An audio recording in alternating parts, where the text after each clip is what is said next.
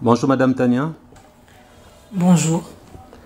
À ce qu'on sache, vous êtes l'épouse du pasteur Christian. Oui, je suis l'épouse du pasteur Christian Ben Boulba. Merci de répondre favorablement à notre rendez-vous pour cette interview. On aimerait savoir si vos cheveux sont naturels. Oui, mes cheveux sont naturels. Apparemment, la question vous étonne. Pourquoi? Bon, parce que c'est assez rare qu'on me la pose. Ça me fait rire en même temps. On peut vérifier si ils sont vraiment naturels. Bah oui, D'accord. Nous avons zoomé les dessus de la tête. ouais, Vous pouvez pencher un peu la tête. bien sûr. Ils sont là. Donc La racine. Le cuir chevelu est là. c'est 100% naturel. 100% naturel. En général, est-ce que les femmes des pasteurs sont artificielles? Je dirais que ce n'est pas faux par rapport à ce que nous avons remarqué en ce siècle présent. Hein. C'est vrai qu'elles ont plus tendance à être artificielles plutôt que naturelles. C'est vrai il peut avoir plusieurs raisons derrière. On ne sait pas, toutes les femmes de pasteurs n'ont pas la même grâce que moi d'avoir autant de cheveux. On ne sait pas, c'est un problème de calvitie ou encore il y en a d'autres qui ont peut-être plus de cheveux que moi, mais qui aiment bien, euh, qui aiment bien toujours être artificielle, ne pas laisser ses cheveux respirer, ne pas ou qui trouvent que leurs cheveux ne sont pas beaux à voir. Alors, que pensez-vous de tous ces gens de plusieurs religions qui disent que se maquiller, mettre les make-up, tout ça c'est satanique, c'est diabolique, que ça conduit à la perdition éternelle, à savoir à l'enfer? Parce que si on vous regarde, vous tout de suite là, on voit que vous êtes légèrement maquillé. Euh, ce qui est, ce qui est vrai, c'est que Apparemment, la question vous embarrasse un peu. bon, oui, elle m'embarrasse un peu. Pourquoi? Ouais, parce que bon, comme vous le dites, je suis un peu maquillée. C'est vrai, me concernant personnellement, je ne suis pas une accro du maquillage. Mais bon, j'aime bien ce qui est simple mais beau. C'est un peu comme ça. Un maquillage simple mais beau, mais les extravagances ne me vont pas. Non pas simplement pour mon mari, même pour ma propre mère, elle me le disait toujours. Hein, toi, quand s'il m'arrivait de faire un petit excès de rouge à lèvres, ma propre maman me le disait, je t'ai même pas mariée. Elle me disait quand elle me regarde, elle me dit, ça ne te va pas. Et donc c'est un peu ça. Et comme ça, mes frères aussi, ils m'appréciaient beaucoup plus quand je fais quelque chose de simple, de beau comme ça. Mes propres frères, même mon grand frère, me le disait toujours. J'ai une jolie petite sœur et il aimait bien me vanter comme ça. Et c'est ce qu'on entend dire dans votre pays, que vous êtes parmi les belles femmes. Tout le monde le dit. Mais pourquoi vous maquillez légèrement? Pensez-vous que rester naturel à 100% ne va pas vous convenir? Je dirais que merci d'abord pour cela. C'est pas faux. On fait partie, si Dieu nous a fait cette grâce de faire partie des belles femmes de notre pays. Rester naturel à 100%, ça veut dire sans maquillage, sans quoi que ce soit, ne nous irait pas. Je me dirais, peut-être c'est lié un peu à l'habitude aussi. Il faut qu'on essaie de s'habituer aussi à voir un certain visage. Donc, c'est un peu ça. Avant d'en finir avec ces dossiers de maquillage, que diriez-vous si on vous posait une simple question concernant le maquillage? Est-ce que réellement les femmes qui se maquillent iront-elles en enfer selon toutes ces religions extrêmes, tous ces pseudo-satanistes avec leurs témoignages qui disent Jésus leur a montré en enfer des femmes qui se maquillent, qui sont en train de brûler et de souffrir dans les temps ardents de feu? Quelle réponse auriez-vous en tant que chrétienne? En tant que chrétienne, je dirais que d'abord, ce qui peut nous emmener à la perdition éternelle, c'est le fait de refuser d'accepter Jésus-Christ comme son Seigneur et son Sauveur et de refuser de marcher selon sa parole. Être perdu éternellement, rien que pour un maquillage, moi personnellement, je ne suis pas d'accord avec ça. Ce que toutes ces religions-là racontent, qui sont extrémistes, doivent savoir que le plus important, c'est d'abord de connaître Christ, de recevoir Jésus-Christ comme son Seigneur et son Sauveur, et de marcher selon sa parole, de marcher selon ce voie, de faire sa volonté. C'est ça qui est premièrement très important pour nous éviter d'être perdus éternellement. La seule chose que je dirais d'autre part, dans lesquelles ces religions-là peuvent essayer d'avoir un peu raison, c'est dans le sens où nous faisons du maquillage un Dieu. Je veux le dire dans quel sens? Tout ce que nous aimons de plus que Jésus-Christ, tout ce que nous aimons plus que Dieu, devient pour nous un idole. Une idole, sorry. Devient pour nous une idole. Et tout ce qui est, sachez que le Dieu que nous prions, le Dieu que nous servons est un Dieu jaloux, qui ne partage sa gloire avec personne. Ce qui devient pour toi une idole ne peut plus honorer le Seigneur. Et sur cela peut te conduire en enfer parce que tu fais de cela une idole. D'autre part, il y a aussi le fait que nous devons savoir en tant que chrétiens, nous devons être équilibrés. L'apôtre Paul nous a dit que tout m'est permis, mais tout n'est pas utile. Il dit encore, tout m'est permis, mais je ne me laisserai pas asservir par quoi que ce soit. J'aimerais dire qu'en tant que chrétiens, quand nous atteignons le niveau de l'asservissement, ça veut dire que je ne peux pas me passer du maquillage. Moi, je dois à tout prix me maquiller pour sortir, pour paraître devant les gens. Là, tu deviens asservi à ce maquillage-là et tu atteindras le niveau de l'idolâtrie, ce qui fera en sorte que, devenant idolâtre, tu n'honoreras pas le Seigneur et tu rendras le Dieu que tu pries ou le Dieu que nous servons un Dieu jaloux. Et sache que les idolâtres, comme les impudiques et les menteurs, n'hériteront pas le royaume de Dieu. C'est ce que je peux dire par rapport à cela.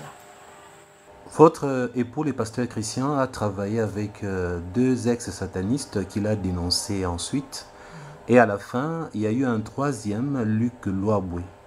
Comme vous êtes sa femme, on aimerait savoir quelle expérience positive avez-vous faite en côtoyant ces trois ex-satanistes et quelle expérience négative avez-vous retenue pour les avoir côtoyés? En ce qui concerne l'expérience positive, je vais commencer par ce qui est positif. Premièrement, cela nous a permis aussi de découvrir, pour moi personnellement, certaines techniques du diable que nous ignorons, leur façon d'opérer de ces ex-satanistes. À l'époque, quand ils étaient de l'autre côté, ils nous ont partagé certaines choses pour lesquelles cela a eu à personnellement éveiller mon attention. Je parle différemment du pasteur Christian parce que je sais que c'est l'homme de Dieu, c'est un homme de Dieu qui a des révélations que moi, sa femme, je n'ai pas. Je parle de mon expérience personnelle. J'ai vu qu'il y a eu certaines choses pour lesquelles j'ai été un peu, je dirais, éclairée par rapport à certaines opérations, certaines façons, modes opératoires, je veux dire certains modes opératoire que exerçaient ces ex-satanistes quand ils étaient au service de Satan, je le dirais comme ça. En ce qui concerne une expérience, en ce qui concerne d'expériences positives, ce qu'il y avait de positif, en ce qui concerne l'expérience négative, pardon, une expérience négative, en ce qu'il y avait de négatif que nous avons eu à avoir avec eux, très peu d'entre eux disent la vérité. Sincèrement, ça c'est quelque chose que je n'ai pas apprécié du tout. Très peu d'entre eux sont vrais. Ils sont généralement fake, comme on le dit en anglais. Ils ajoutent pour gonfler le témoignage. Ça c'est quelque chose que je n'ai pas apprécié. Parce que quand tu témoignes, tu étais de l'autre côté, tu servais Satan et que tu viens à Christ, parle plus de Christ plutôt que de parler du diable. Et quand tu reviens à Christ, reste vrai parce que notre Dieu, le Dieu que nous servons, est un Dieu de vérité. Du reste, Jésus-Christ est le chemin, la vie et la vérité. Donc le mensonge n'a pas de place dans la vie d'un enfant de Dieu. Alors quand vous avez quitté de l'autre côté, vous vous dites converti à Christ et que vous venez appliquer le mensonge pour captiver le peuple de Dieu, pour les séduire, je dirais même séduire à un plus grand nombre encore pour que on focalise l'attention sur votre témoignage, là vraiment c'est quelque chose de négatif que je n'ai pas apprécié. Et dans les coulisses, même par rapport à certaines expériences que nous avons eues avec eux, de ne pas être vrai même dans les coulisses par rapport à certaines choses que nous avons eu à partager pour les aider, pour les permettre de changer. Quand vous n'êtes pas vrai, c'est vraiment ça qui a été l'expérience négative que j'ai eu à ne pas aimer de cette rencontre. Racontez-nous un peu, il y a l'un d'eux, je ne citerai pas les noms, parce que le but aujourd'hui n'est pas de citer leurs noms, mais d'édifier le peuple de Dieu par rapport aux mauvaises œuvres. Il y a l'un d'eux qui à un certain moment s'était quand même repenti. Il était chez vous dans votre maison, vous étiez avec votre mari. Ces jours-là, il vous a raconté lui-même ses mensonges, ses magouilles et surtout son impudicité. En parlant d'une femme qu'il a essayé de se disputer avec un autre ex-sataniste au point de se battre. Ça vous revient à l'esprit? Oui, ça me revient à l'esprit. Essayez un peu de raconter cette histoire. Rien que la mauvaise œuvre que cet ex-sataniste avait avouée concernant son impudicité. Il nous dira clairement qu'il lui est arrivé d'avoir connu l'impudicité en se disputant une femme qu'il a eu à aimer avec un autre ex-sataniste dont nous taisons le nom, et au point même qu'ils ont voulu se battre pour cette femme. C'était où comme ça? Oui, mais je me souviens surtout qu'il a dit quand ils se sont rencontrés, les deux hommes, à cet endroit-là, il s'est tellement énervé, il menaçait l'autre homme au point qu'il a voulu le frapper. Alors, il dira même, si je ne me trompe pas, qu'il a fait sauter le mur, parce que l'autre monsieur a fui en sautant, je ne sais pas, en sautant un mur ou quelque chose du genre. Alors, vous voyez que quand il a avoué cela, j'étais très surpris. Et tout ça pendant qu'il était ex-sataniste, en déjà train de témoignant sur... connu dans le monde. Oui, déjà, il a dit, pendant qu'il était déjà ex-sataniste, témoignant et tout, et d'ailleurs, c'était un peu gênant, parce qu'il lui est arrivé de tomber avec une des personnes aussi qui a eu à l'interviewer, qui était une femme. Non, arrêtez-vous là, les gens essaient de comprendre. Alors, vous voyez les gens un essaient peu, de comprendre. Oui. Je n'aimerais pas aujourd'hui qu'on sache de qui on parle. Alors, autre chose, donnez-nous les détails. Il a dévoilé les secrets des mensonges chez les ex-satanistes quand ils veulent soutirer de l'argent. Ah oui. Avec le pasteur sataniste. Racontez les détails à propos de tous ces mensonges qu'il mettait en pratique pour soutirer de l'argent à ceux qui sont à l'étranger. Généralement, et il nous a fait comprendre que ceux qui tombaient dans le plus grand piège étaient ceux qui étaient à l'étranger. Alors, je ne sais vraiment pas comment l'expliquer, mais ils avaient une façon de faire qui n'était pas bon. Lui particulièrement, il nous donnera son expérience en nous disant ceci. Qu'il lui est arrivé de parler à une personne qui se retrouvait à l'étranger. Elle l'appelle, après son témoignage, vu que le numéro était affiché, il l'appelle, il parle avec, et puis il expose son problème, comme c'est généralement le cas.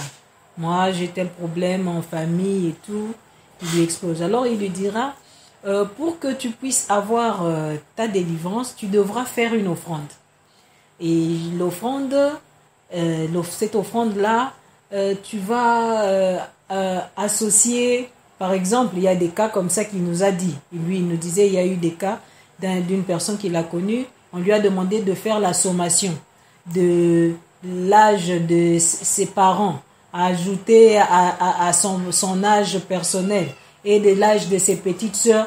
La sommation, là, donner un montant qui équivaudra au montant qu'elle va donner comme offrande en dollars généralement. En dollars pour que l'on puisse prier pour elle afin qu'elle puisse obtenir sa délivrance. Alors vous voyez jusqu'où ces gens peuvent aller. En dehors de cela, c'est des conditions. Des conditions. On conditionne la prière. Donc pour tel problème tel que tu es là, pour que tu aies ta délivrance, il faudrait que tu donnes telle offrande. On conditionne maintenant ta délivrance par une offrande que tu vas donner ou encore la prière que l'homme de Dieu doit te faire par une offrande. Comme si l'homme de Dieu vendait sa prière. Vous voyez un peu ça.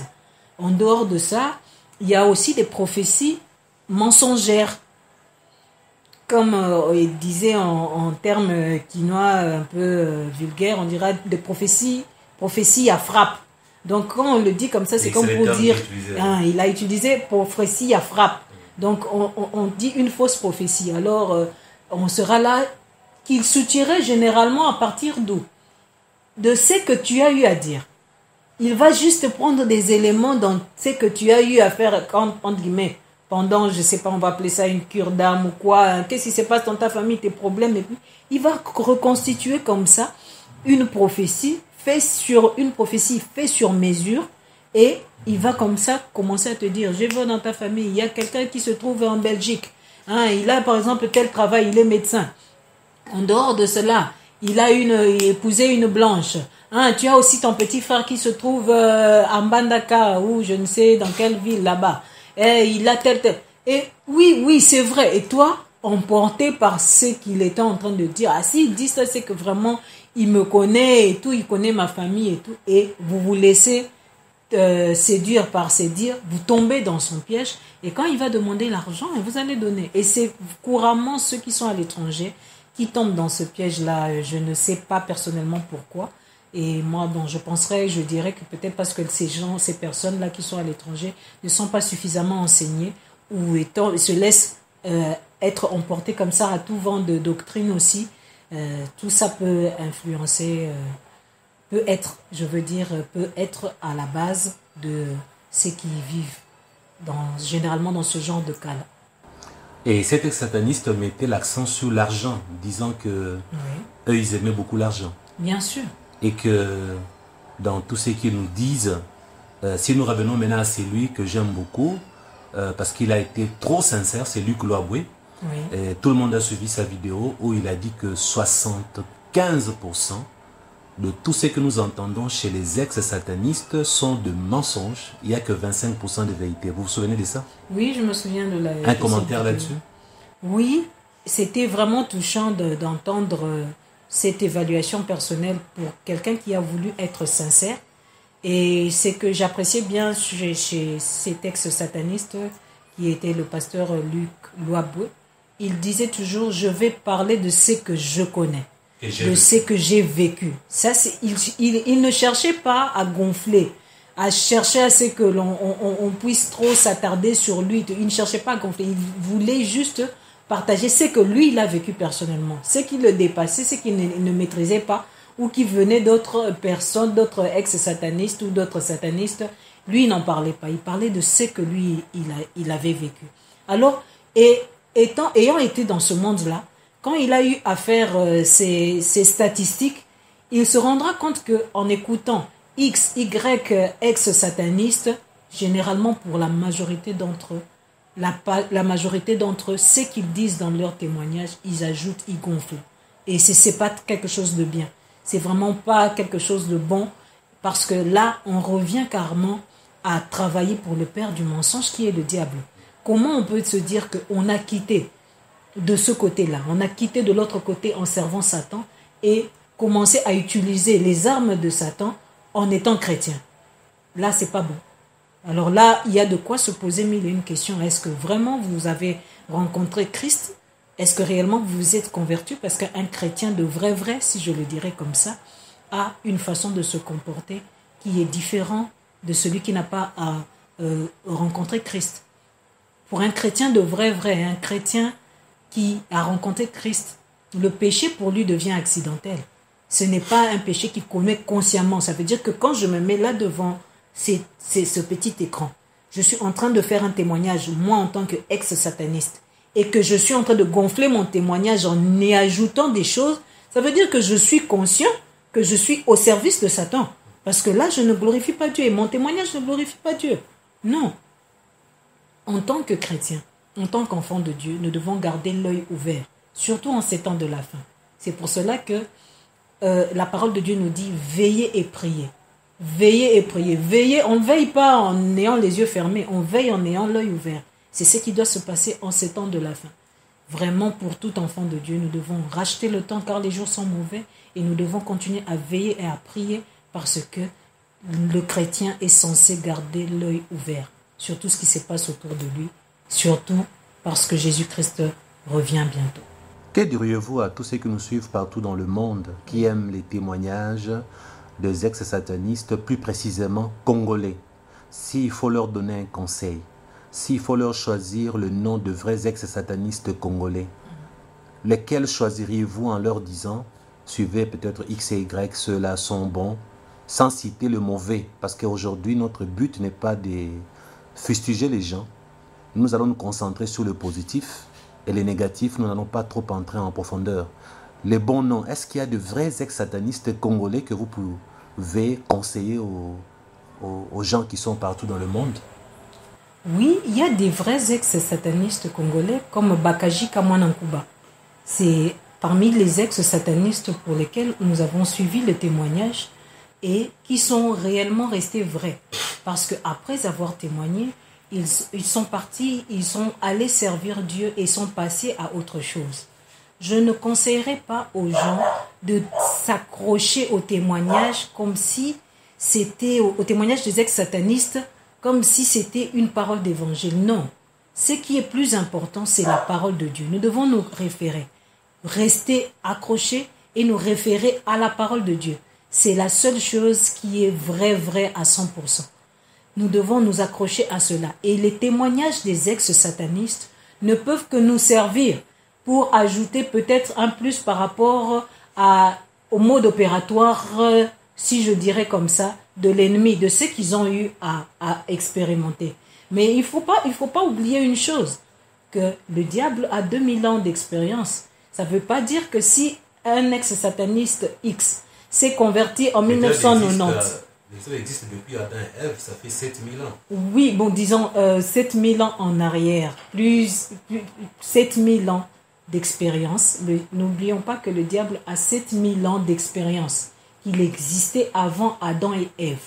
Et que, puisqu'il en est ainsi, un ex-sataniste qui vient se convertir en 1993, vous penserez qu'aujourd'hui, en 2022, avec ce que l'ex-sataniste a dit en cette année-là, le mode opératoire de Satan, le diable, sera toujours le même. Il va garder le même parce que il a envie de vous faire plaisir. Non, rappelez-vous que le diable est rusé.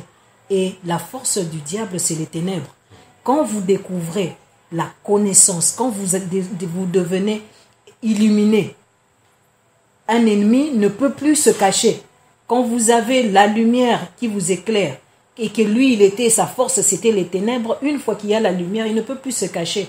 Et il doit changer de stratégie pour tout justement continuer à être fort. Parce que tant que vous serez ignorant, lui sera fort. Et c'est ça avec le diable. Donc chaque fois que vous aurez à apprendre cela, ne pensez pas que c'est une parole d'évangile qui ne change pas. Que le diable a gardé les mêmes stratégies pour continuer à opérer. Non, il n'est pas Dieu qui est le même hier, aujourd'hui et éternellement. Détrompez-vous de cela. Et quand, en tant que chrétien, vous vous mettez cela à l'esprit, vous allez prendre les témoignages des ex-satanistes simplement pour être édifié et vous allez passer à autre chose. Vous ne ferez pas des paroles d'évangile pour vous rester, pour être des chrétiens qui restent carrés, comme ça. Comme pour se dire que le diable commence au point A et passe toujours par C et enfin il va finir par Z. Ce n'est pas comme ça. Alors aujourd'hui, nombreux ne prient plus, ne lisent plus leur Bible, ils passent leur temps à chercher les solutions auprès des hommes de Dieu, le faux, le vrai, le tout mélangé. Qu'en pensez-vous? Je pense que ces chrétiens qui tombent malheureusement dans ce genre de choses et qui ne veulent plus lire la parole de Dieu commettent une grave erreur. Pourquoi? Je dirais clairement, il y a de ces choses que les serviteurs de Dieu peuvent faire pour vous, ils peuvent prier pour vous. Mais il y a de ces choses qu'ils ne feront jamais à votre place, quelle que soit la raison. Un homme de Dieu, même à l'église dimanche, quand il veut lire la Bible, il veut prêcher, je veux dire le peuple de Dieu, il veut parler au peuple de Dieu, il va lire ce que lui, Dieu, lui a mis à cœur. Et sachez d'abord que ce que Dieu lui donne, lui met à cœur, commence par lui-même avant d'être déversé vers le peuple de Dieu. C'est lui qui va ouvrir sa Bible et qui va comprendre qu'est-ce que Dieu a voulu lui dire afin qu'il parle au peuple de Dieu. La Bible là, il l'a lu pour lui d'abord. La Bible là, il la lit pour lui d'abord. Pas pour vous. Et s'il le fait, il va partager ce que Dieu lui a mis à cœur. Après, ça sera fini.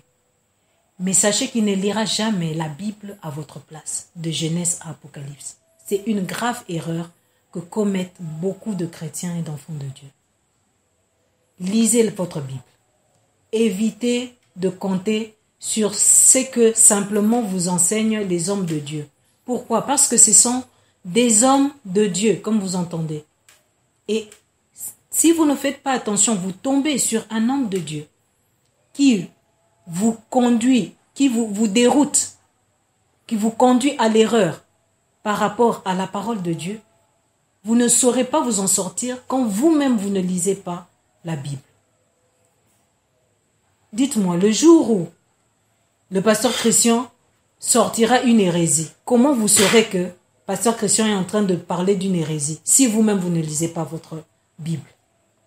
Comment vous saurez que tel serviteur de Dieu est en train de nous dérouter si vous-même vous ne vous donnez pas la peine de lire votre Bible? Personne ne le fera à votre place. Détrompez-vous. Et c'est très très important pour un enfant de Dieu. Soyez remplis de la parole de Dieu. Ne vous lassez pas. Cherchez à connaître les histoires de ces grands hommes de Dieu dont parle la Bible. Cherchez à découvrir vous-même et vous verrez que quand vous prenez goût à cela, moi parlant de mon expérience personnelle, ça devient comme une drogue, je le dirais. Vous serez content de découvrir vous-même que, par exemple, Moïse n'avait pas été enterré. Moi, quand j'ai découvert ça de moi, j'étais surprise. J'ai même crié à mon maman. On me dit, ah bon, c'était donc ça et tout ça, mais je ne savais pas. J'étais contente, j'étais très, très, très émue de le découvrir moi-même. Hein? Vous-même, vous faites votre propre expérience et Dieu vous parle. Et chaque fois que vous lisez la Bible, ne la lisez pas comme si c'était un livre, un roman. La Bible n'est pas un roman. Demandez l'Esprit de Dieu qui vous guide, qui vous éclaire, qui vous aide à comprendre cela. Et quand vous priez ainsi, l'Esprit de Dieu va vous ouvrir votre esprit humain afin que vous puissiez comprendre exactement ce qu'est la pensée de Dieu, qu'est-ce qu'il veut vous communiquer en lisant sa parole. C'est ce que je peux dire à ce sujet, pasteur. Que est devenu votre époux? Il n'est plus régulier sur YouTube dans ses enseignements. A-t-il disparu? N'est-il plus inspiré? Qu'est-ce qui se passe? Mon époux, le pasteur Christian Ben Boulba, est toujours là. Toujours, quoique dans l'ombre, il est en train de continuer à servir Dieu, à chercher le Seigneur. Et même si vous ne le voyez pas régulièrement sur YouTube, sachez qu'il continue à travailler pour Dieu. Parce que ce n'est pas simplement en le voyant régulièrement sur YouTube qu'il est en train de servir Dieu. Non, même dans les coulisses, des gens l'appellent. Il continue à faire la même chose qu'il fait sur YouTube, même dans les coulisses. Alors, détrompez-vous en croyant qu'il a disparu et qu'il n'est plus inspiré ou quoi. Détrompez-vous. Détrompez-vous. Parce qu'il continue à servir le même Dieu qu'il a servi depuis tant d'années et qu'il a servi quand vous l'avez découvert sur YouTube. Il continue à servir le même Dieu. Le mot de la fin pour aujourd'hui? Merci de m'avoir accordé la grâce de passer par cette interview et je suis vraiment honorée. Je suis vraiment honorée de répondre à vos questions et que ce n'est pas pour la dernière fois que je suis là et à la prochaine tant que l'Éternel nous prêtera le souffle de vie. Merci.